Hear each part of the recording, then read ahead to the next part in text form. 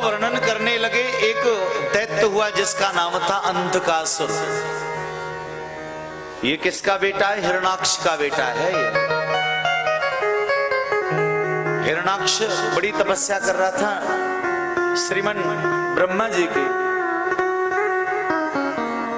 किस भाव से कि मुझे संतान नहीं है, मैंने संतान प्राप्ति की कामना के लिए भगवान ब्रह्मा को प्रसन्न करना। ये हिरणाक्ष। और उसी समय क्या हुआ महाराज, एक दिन महादेव लीला कर रहे थे। पार्वती मैया थी, विनोद चल रहा था, हंसी मजाक चल रही। कैलाश पर आज अंधेरा है, अमावस्या की रात है। और अमावस्या की रात्रि को भगवान महादेव ऐसे ध्यान में बैठे थे, नेत्र बंद करके बैठे थे।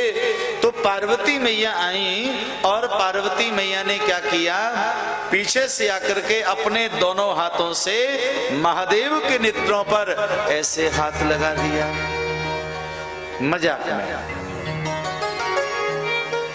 और जैसे ही महाराज हाथ लगाया, अब वो भी महादेवी है महाराज, पार्वती मैया कोई सामान्य देवी नहीं है। जैसे ही उन्होंने नेत्रों पे हाथ लगाया, भगवान महादेव भयभीत हो गए। इतने भयभीत हो गए महाराज, बीपी हाई हो गया इनका। और बीपी हाई हो जाता है तो क्या आते हैं? पसीने आते हैं। आज भगवान महादेव को पसीना आ गया महाराज। और जैसे ही पसीना आया, पसीने की एक बूंद नीचे को गिरी, उसी से एक पुत्र पैदा हो गया। हिरण्ये नेत्रस्तु बभूव मूढ़ा कलि प्रियम नेत्र विहीनमेव। लेकिन आश्चर्य की बात ये माना, जो बेटा का जन्म हुआ वो नेत्र विहीन है, उसकी आंखें नहीं है। शिवजी बाबा ने आंखें बंद कर रखी थी ना, पसीने की बूंद गिरी और उसी से एक महाराज बालक जो पैदा हुआ, और वो नेत्र विहीन है। कलप प्रिय नेत्र विहीन में वह, बिना नेत्र वाला है, नेत्रहीन। उधर हिरणाक्ष तपस्या कर रहा था भगवान की। तो आज महादेव ने कृपा करके क्या किया, उस बालक को हिरणाक्ष को दे दिया। लो भैया, तुम पुत्र प्राप्ति के लिए तपस्या कर रहे हो, मैं बलवान बेटा तुमको दे रहा हूं। और ये अंधा है, इसका नाम होगा अंधकासुर, जिसे अंधक कहते हैं।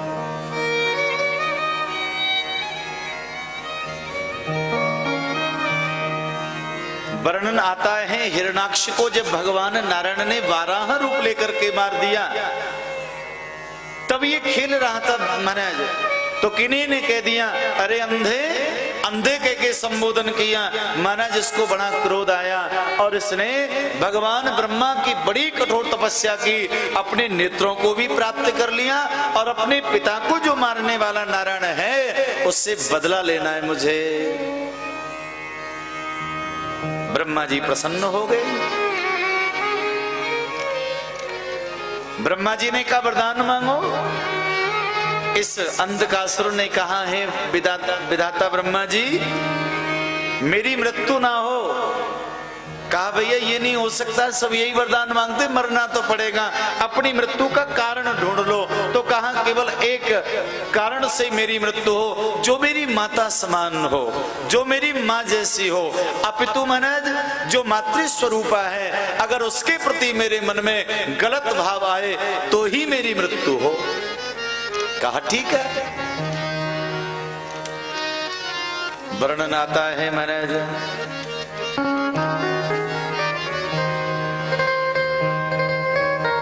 इतना बलवान था ये अंधकासुर, त्राह त्राह कर दिया मैंने तीनों लोकों में। लेकिन भैया जब मृत्यु आती है तो मति बेकार हो जाती है। एक दिन इसके गुप्तचरों ने बताया, हे महाराज अंधकासुर, तुम्हारे पास में सर्वस्व है, तीनों लोकों में तुम्हारे जैसा ऐश्वर्य किसी के पास में नहीं है। लेकिन जो पार्वती का जो सौंदर्य है, इतनी सुंदर रूपवान पत्नी तुम्हारे पास में नहीं है, मति खराब हो गई महाराज।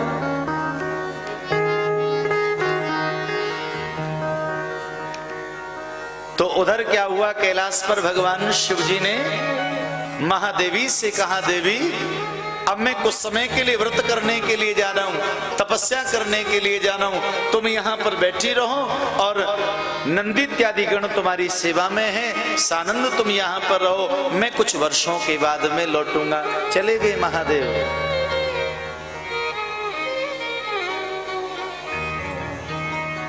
और उधर क्या हुआ,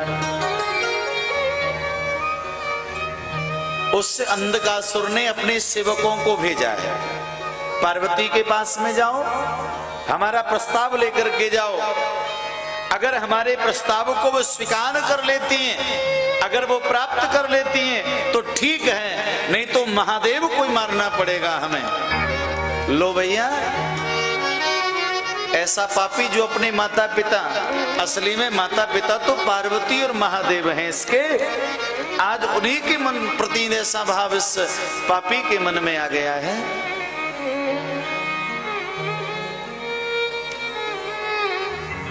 पार्वती मैया को समाचार मिला, पार्वती मैया को बड़ा रोष आया। शिव गणों ने कहा, नंदी ने कहा, अरे हम युद्ध करने के लिए तैयार हैं, जब तक हमारे शरीर में प्राण है हम किसी प्रकार के यहाँ चाने नहीं देंगे, कह दिया महाराज। अंधकासुर को पता लगा, पार्वती ने स्वीकार ठुकरा दिया है, बड़ा क्रोध आया और अपार सेना को साथ में लिया और इसने क्या किया, गुरुजी के साथ में ले लिया। दैत्यों के गुरुदेव हैं शुक्राचार्य जी महाराज। तो इनको एक विद्या आती थी, कौन सी, मरे हुए को जिंदा करना।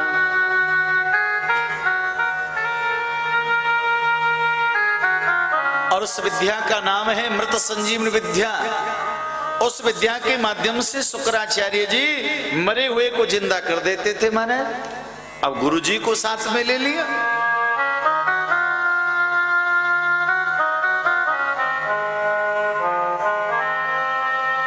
भगवान शिव की गणनंदी ने मैया से कहा, हे माता तुम इस गुफा के अंदर जाओ और इस दैत्य से हम मुकाबला करेंगे। मैया चली गई गुफा के अंदर और वर्णन आता, बड़ा महायुद्ध होने लगा है।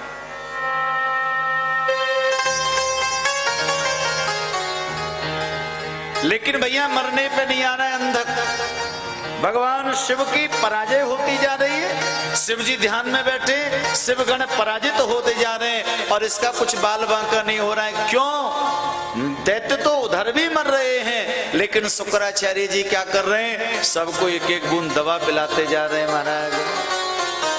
प्यार से कहो, हर हर महादेव। जो राक्षस मरे बाकोई मृत संजीवनी दवा पिलाते जाए महाराज, सब जिंदे होते जाने।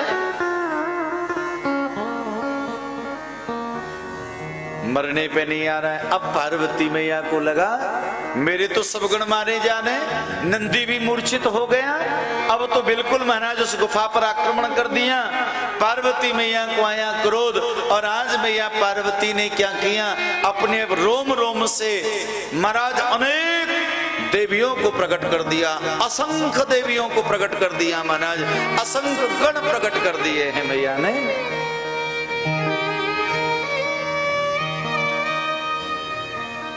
युद्ध चल रहा है।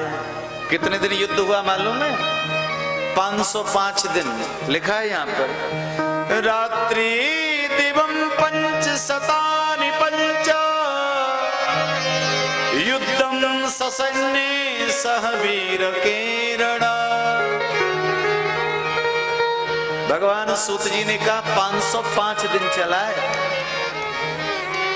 और बड़ा भयंकर युद्ध चल रहा है महाराज। इतने दिन के बाद में महादेव की समाधि खुल गई। भैया इतनी भयंकर आवाज आ रही है, बड़ी बड़ी महाराज तोप चल रही है, मिसालें चल रही हैं, ये आवाज कहां से आ रही है? सोई महादेव दौड़ के आए तो देखा भाई ये क्या हो रहा है, मेरे गण पराजित होते जाने और ये दैत्य हावी होता जा रहा है।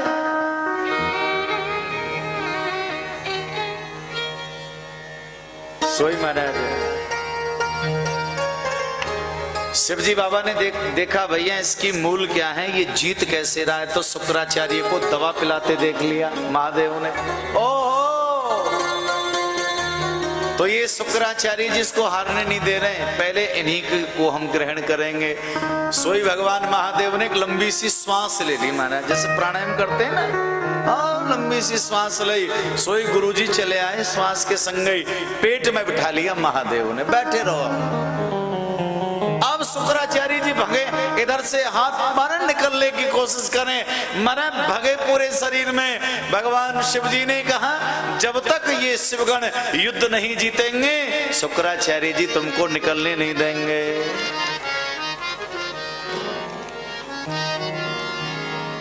और उसी समय भगवान शिव जी ने क्या किया, अपना त्रिशूल लिया और त्रिशूल को प्रहार उस अंधकासुर के वक्ष पर किया है। और त्रिशूल का प्रहार करते ही त्रिशूल को ऐसे सीधे टांग दिया और अंधकासुर ऐसे लेट गया महाराज।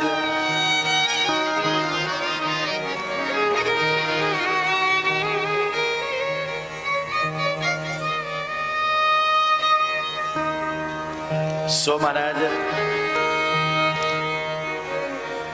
वर्णन करने लगे, महाराज जैसे ऊपर टांग दिया,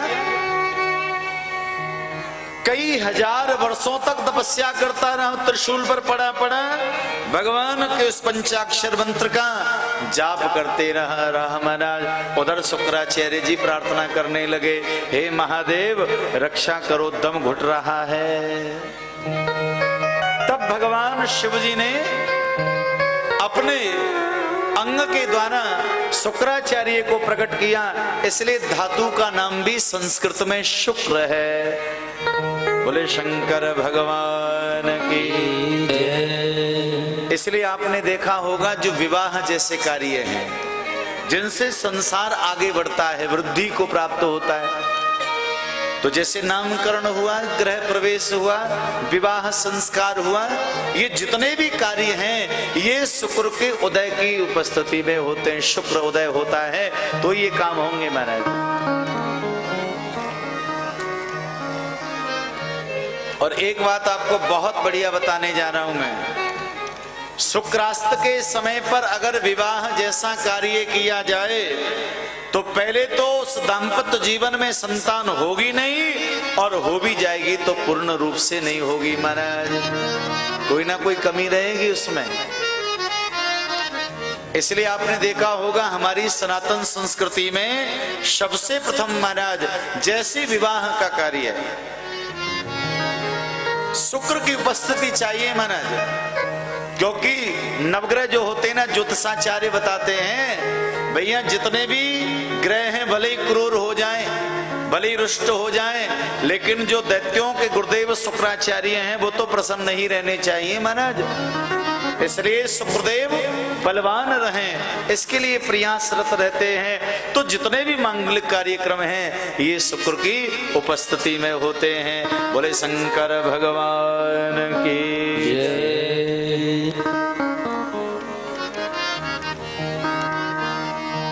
कई हजार वर्षों तक महाराज उधर अंधकासुर ने जब तप किया है, वर्णन आता है यहाँ पर लिखा है 3000 वर्षों तक टंगा रहा वो त्रिशूल पर। आज महादेवी को उस पर दया आ गई। महादेवी ने कहा हे भगवान, अरे अंधक हमारा पुत्र है, अब इसके जीवन में जो कुभाव आया था, जो दोष आया था महाराज, उस दोष की अब निवृत्ति हो गई है, इस पर कृपा कर दो। तब भगवान शिव जी ने आज उस अंधक को महाराज नीचे उतारा और उसके सिर पर जैसे ही अपना हाथ रखा, भगवान श्री सुत जी ने कहा हे सोनकादिक महात्माओं, दिव्य रूप उसने धारण कर लिया और रो पड़ा है वो। हे मैया मेरे अपराध को क्षमा कर दो, हे महादेव मुझे क्षमा कर दो। आज भगवान ने कृपा करी और ऐसी कृपा करी उस अंधकासुर को कृपा करके अपना गण बना लिया, अपना सेवक बना लिया और तब से वो कैलाश पर ही रहने लगा है। बोले शंकर भगवान की जय।